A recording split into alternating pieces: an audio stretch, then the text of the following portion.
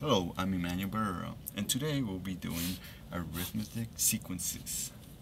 Okay, problem number 1 has the numbers of 6, 17, 28, 39, and 50. Number 1 says, show that the sequence is arithmetic. To find that, you get this number and subtract it with the previous number. So it'll be like this: 17 minus 6 equals 11. 11 will be the difference, also known as D.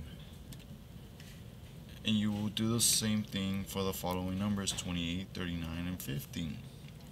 So it will look like this: 28 minus 17 equals 11. They both share the same number, so it looks like they're going to be arithmetic sequence.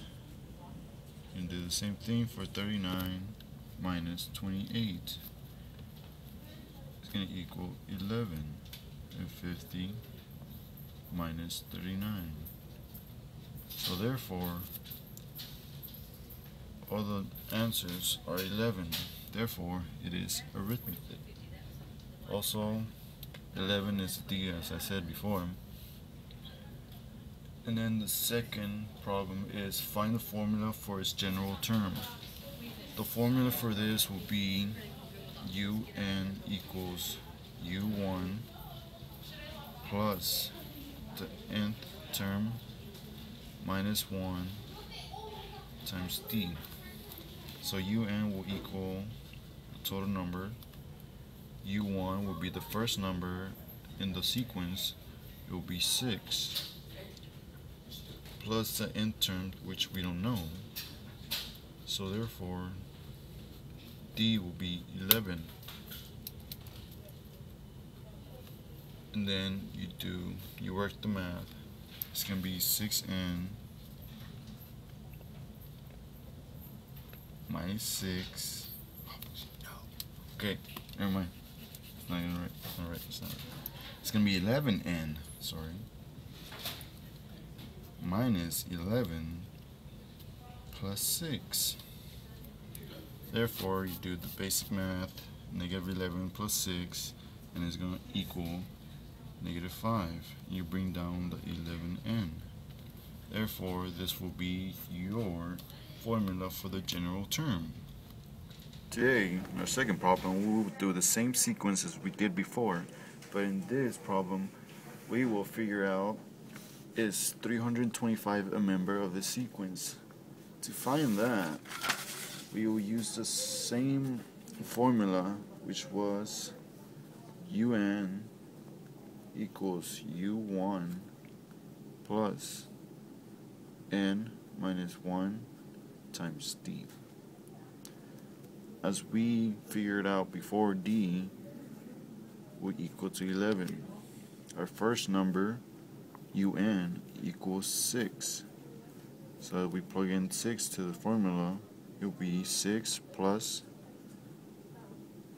N minus 1 times D, well, times 11. And our whole formula would look like 11n minus 5 equals UN. UN will equal to 325 because we need to find if 325 is a member.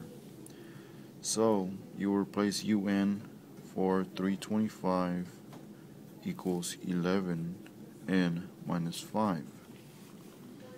So here you will move this 5, you will plus 5 here, plus 5 here. So this will equal to 330 equals to 11n. And you need to do the basic math. Divided by 11, 11 here. This will equal to 30 equals n. So therefore, 325 is a member. You just need to plug this whole thing in to check it. So it'll be 11 times 30 minus 5 will equal to 325. to member. Okay, today on our third and final problem for today will be the same thing but different sequence. You can see as 87, it goes down 83, 79, and 75. So you would do basic math and the D will equal to -4 because you will subtract to get to 80 from 87 to 83. And then the question asks you is what is the 40th term? So as n equals 40 and you plug in the whole formula, so un equals u1 plus n minus 1 times d.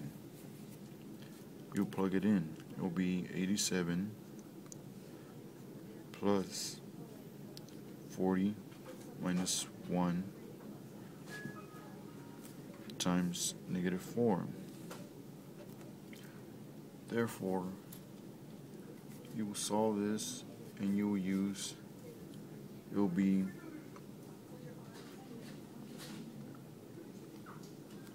-91 plus -4n.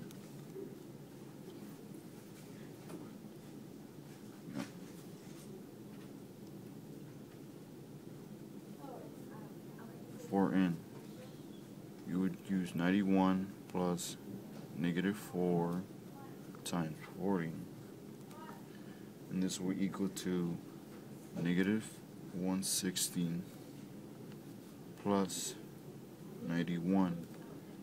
Therefore, your answer will be -69, and that is your answer. That will be the 40th term of this sequence.